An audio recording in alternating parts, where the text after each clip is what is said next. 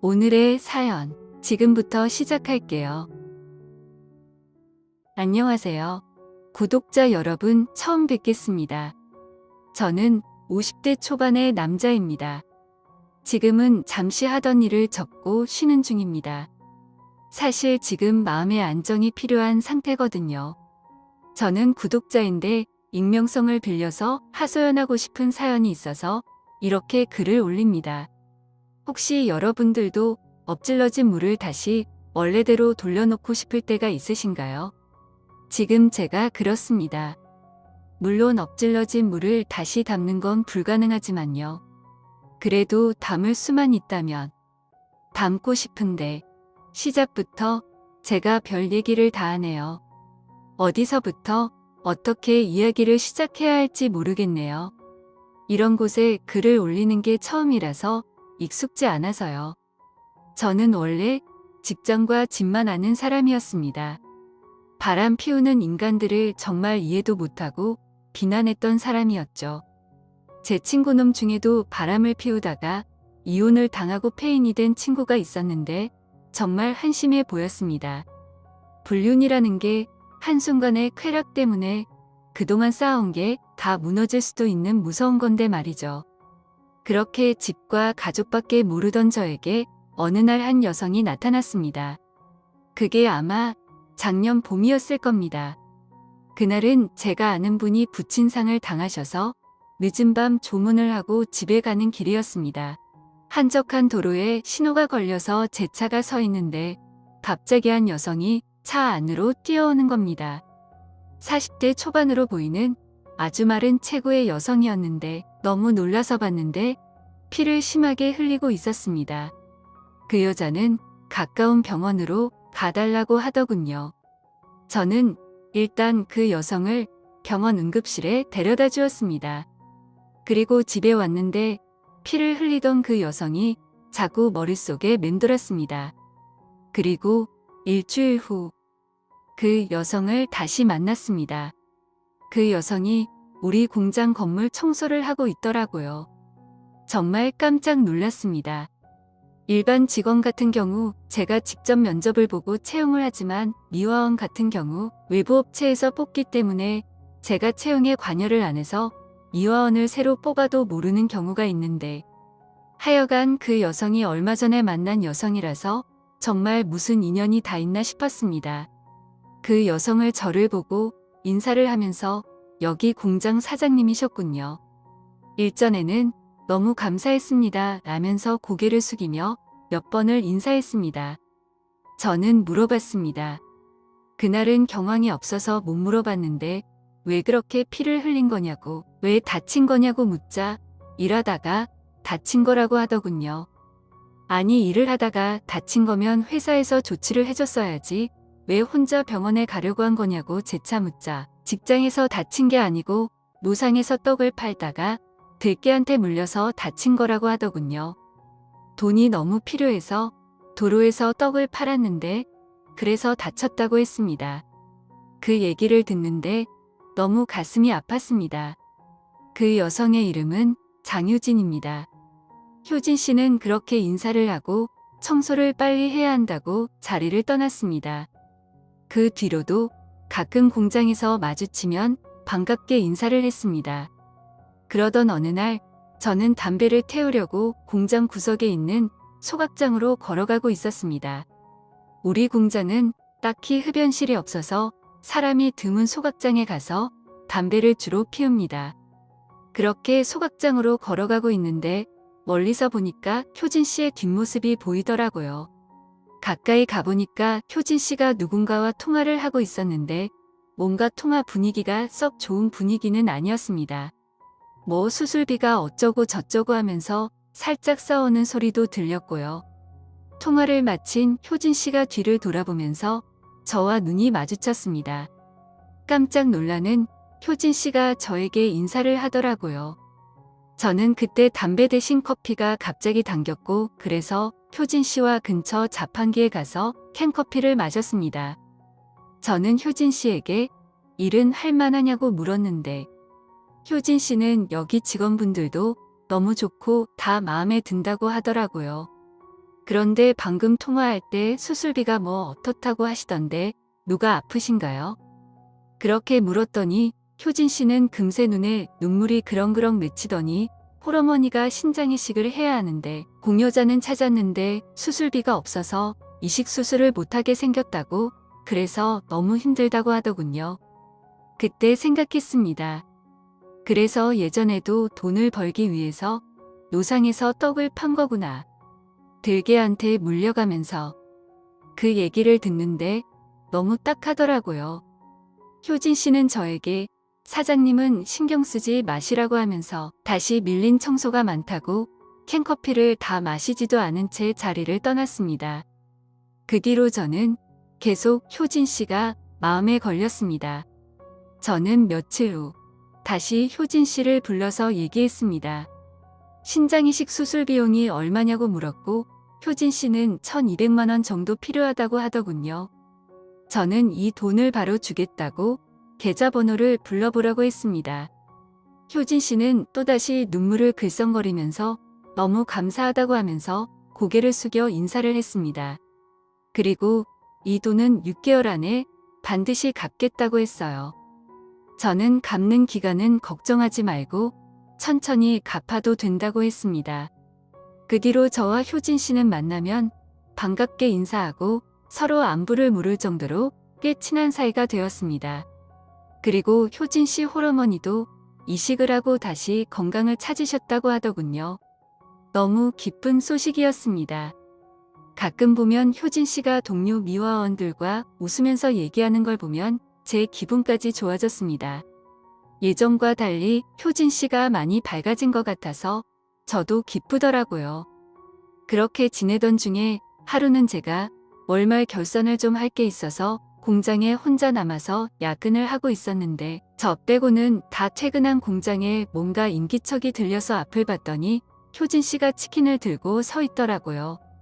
배고프실 텐데 드시면서 일하시라고 하더라고요. 저는 효진 씨에게 그럼 같이 먹자고 했습니다. 그런데 효진 씨가 통 입맛이 없는지 먹는 둥 마는 둥 하더라고요. 그리고 뭔가 저한테 할 얘기가 있는 표정이었습니다. 저는 눈치를 채고 효진 씨에게 할 얘기가 있으면 하시라고 했더니 바로 본론을 얘기하더라고요. 정말 울 것 같은 표정을 하고 저에게 1,200만 원을 6개월 안에 못 갚을 것 같다는 얘기였습니다. 자기 친오빠가 사고를 쳐서 지금 청소를 하면서 받는 돈은 다 합의금으로 나가게 생겼다고 말하더라고요. 저는 괜찮다고 일전에도 말했듯이 돈은 천천히 갚으라고 하니까 또 눈에 눈물이 그렁그렁 맺히더라고요. 저는 그 모습이 너무 안쓰러워 보여서 등을 토닥토닥 해줬습니다. 그러니까 뭐가 서러웠는지 펑펑 울더라고요. 아, 그때 정말 꼭 안아주고 싶은 걸 겨우겨우 참고 있는데 글쎄 효진 씨가 먼저 제품에 폭 안겨서 울더라고요. 제품에 폭 안긴 효진 씨를 뿌리칠 수는 없었습니다. 효진 씨는 보호 본능을 자극하는 그런 매우 가녀린 체구라서 더 뿌리칠 수 없었어요. 한동안 그렇게 서럽게 울더니 저에게 이런 말을 하더라고요. 사장님은 저를 이렇게 많이 챙겨주시는데 저는 사장님한테 하나도 해드릴 게 없어서 그게 너무 죄송하다고 그 말에 저는 괜찮다고 했는데 계속해서 미안하다고 하더라고요. 그러면서 효진 씨는 저를 묘한 눈빛으로 한동안 쳐다보더니 이런 말을 꺼냈습니다. 제가 드릴 거라곤 몸뚱이밖에 없는데 이거라도 드리고 싶다고 하면서 옷을 벗으려고 하는 겁니다. 저는 너무 놀라서 말렸지만 저도 남자인지라 점점 몸이 뜨거워져 갔고 결국 효진 씨와 공장에서 몸을 섞고 있더라고요. 뭔가 일터에서 그 행위를 하니까 더 흥분되는 것 같았습니다. 그렇게 저와 효진 씨가 무아지경에 빠져 있을 때 어디선가 찰칵하는 소리가 들렸습니다. 순간 저는 하던 짓을 멈추고 효진 씨에게 물었습니다. 무슨 소리 못 들었냐고. 무슨 핸드폰 사진기 찰칵 소리가 들린 것 같다고 말하니까 효진 씨는 아무 소리도 못 들었다고 하더군요. 순간 내가 좀 예민했나? 하면서 다시 효진 씨와 뜨겁게 사랑을 나눴습니다. 저는 그날 이후로 심한 죄책감에 빠져서 괴로운 나날들을 보냈습니다. 아내를 봐도 미안하고 딸을 봐도 미안하고 아들을 봐도 한없이 미안해지더라고요. 저와 달리 효진 씨는 그날 이후 저에게 자주 부적절한 관계를 요구했습니다. 저도 남자인지라 몇 번 더 응했고 관계를 즐겼지만 계속해서 이대로 가다가는 정말 가정이 파탄날 것 같아서 저는 효진 씨에게 이쯤에서 부적절한 관계를 정리하자고 했습니다. 그리고 수술비 1,200만 원은 그냥 갚지 말라고 했고요. 효진 씨도 알겠다고 순순히 저를 놓아주었습니다. 그렇게 그 이후 저는 효진 씨와 선을 딱 그었고 그냥 공장 사장과 미화원 사이로 지냈습니다. 불필요한 대화도 하지 않았고요. 그런데 얼마 후 불행의 조짐이 보이는 불길한 징조가 보이기 시작했습니다. 불행이 시작되는 그 이야기를 지금부터 본격적으로 시작해 보겠습니다. 하루는 외부업체 관리자를 만나서 이런저런 얘기를 하다가 미화원들에 관한 얘기로 자연스럽게 넘어갔고 얘기를 계속하다가 효진 씨 부모님이 두 분 모두 아주 오래전에 돌아가신 걸 외부업체 관리자에게 듣게 되었습니다. 거기에 남편과도 오래전에 사별했다고 하더라고요. 그 외부업체 관리자와 효진 씨가 친분이 좀 있어서 효진 씨가 대충 어떻게 사는지를 알고 있더라고요. 순간 화가 나더라고요. 효진 씨가 말한 신장 이식받은 홀어머니는 꾸며낸 이야기란 말인가? 왜 그런 거짓말을 한 걸까? 나한테 돈을 뜯으려고 그런 걸까? 정말 오만 가지 생각이 다 들면서 정말 화가 났습니다. 외부업체 관리자가 떠난 후 효진 씨를 불러서 사실 확인을 하고 혼을 내줄까 하는 생각도 했지만 그냥 참았습니다. 행여나 효진 씨가 앙심을 품고 저와의 부적절했던 일을 사람들에게 폭로하면 큰일이 나니까요. 그냥 그때 속아서 준 1,200만 원은 효진 씨와 즐긴 대가라고 생각하고 그냥 효진 씨를 용서했습니다. 그렇게 그 이후 효진 씨를 공장에서 우연히 마주쳐도 그냥 모른 척하고 지나갔습니다. 그리고 효진 씨는 얼마 후 미화원을 그만두더라고요. 그렇게 효진 씨와의 특별했던 인연이 거기서 마무리된 줄 알았는데 지독한 비극의 시작이 시작됐습니다. 하루는 일을 마치고 집에 들어갔는데 들어가자마자 아내가 제 따귀를 날리더라고요. 순간 어리둥절했습니다. 그리고 심각하게 불안했습니다. 우리 아내는 절대 경솔한 사람이 아닌 아주 신중한 사람인데 지금 이렇게 내 따귀를 때리는 이유는 그 이유는 단 하나다. 순간 효진 씨와의 부적절한 관계를 들킨 걸까? 하는 그런 생각을 했는데 역시나 맞았습니다. 아내는 제 얼굴에 사진 여러 장을 뿌리더라고요. 그 사진은 예상대로 효진 씨와 제가 아무도 없는 공장에서 몸을 섞는 사진이었습니다. 불현듯 그날 들었던 찰칵 소리가 잘못 들은 게 아니라는 걸 알게 되었죠. 뭔가 큰 함정에 빠진 기분이었습니다. 그날 이후 아내는 밤낮 할 거 없이 매일 울기만 했고 아들은 집을 나갔고 딸도 너무 힘들어 하더라고요. 한순간의 쾌락 때문에 우리 집안은 생지옥처럼 되어버렸습니다. 저는 아내에게 용서를 구하고 제가 저지른 죄를 만회하려고 정말 큰 노력을 했지만 한 번 엎질러진 물은 다시 담을 수가 없었습니다. 급기야 아내는 정신과 치료까지 받을 정도로 점점 상태가 심해졌고 대학생인 아들은 저와 인연을 끊겠다고 짐을 싸서 집을 나갔습니다. 고등학생인 딸은 점점 날라리가 되어갔고요. 정말 너무 힘들었습니다. 제가 감당할 수 있는 고통을 넘어서더라고요. 그때 저는 이런 생각이 들었습니다. 지금 이게 효진 씨가 꾸민 계략일 수도 있다는 생각이요. 왜 그런 생각이 들었냐면 일전에 외부업체 관리자 때문에 알게 된 사실 때문이죠. 효진 씨 부모님이 이미 오래전에 돌아가신 거요. 근데 나한테는 홀어머니 신장 이식을 해드려야 한다고 했잖아요. 왜 그런 거짓말을 했을까? 너무 의심스러웠는데 이렇게 집으로 불륜 사진이 온 거 보니까 효진 씨가 나한테 무슨 원한이 있는 게 아닐까 그래서 복수하는 게 아닐까 하는 의심이 들었습니다. 먼저 저는 효진 씨에게 전화를 걸었습니다. 제 전화를 안 받더라고요. 카톡도 차단했고요. 왜 나를 차단했을까? 저는 공장 일은 잠시 직원들에게 맡기고 효진 씨를 찾으러 다녔습니다. 하지만 제 힘으로는 도저히 효진 씨를 찾는 게 불가능하다는 생각이 들어서 흥신소의 도움을 받기로 했죠. 역시 대한민국 흥신소의 저력이 대단하더라고요. 딱 3일 시간을 주니까 효진 씨가 있는 곳을 알아냈더라고요. 흥신소 사장은 주소가 적힌 종이를 한 장 건넸고 저는 그 주소대로 찾아갔습니다. 화성에 있는 어느 빌라 옥탑방이었는데 가보니까 효진 씨는 마침 그때 옥상에 앉아서 담배를 한 대 입에 물고 있었습니다. 저를 보고 피식 웃더라고요. 마치 제가 찾아올 걸 알고 있었다는 듯이. 효진 씨 눈빛 자체가 예전과 사뭇 다른 분위기더라고요. 저를 한동안 노려보면서 말했습니다. 자신의 남편이 강상만이라고. 강상만. 들어본 이름이긴 한데 정확히 생각이 나지 않았습니다. 제가 고개를 갸우뚱거리니까 효진 씨가 자기 남편 강상만이 10년 전에 우리 공장에서 며칠 일을 했다고 하더라고요. 저는 기억을 다시 되짚어 보았습니다. 강상만. 10년 전 우리 회사에서 며칠 일을 했다고? 순간 떠올랐습니다.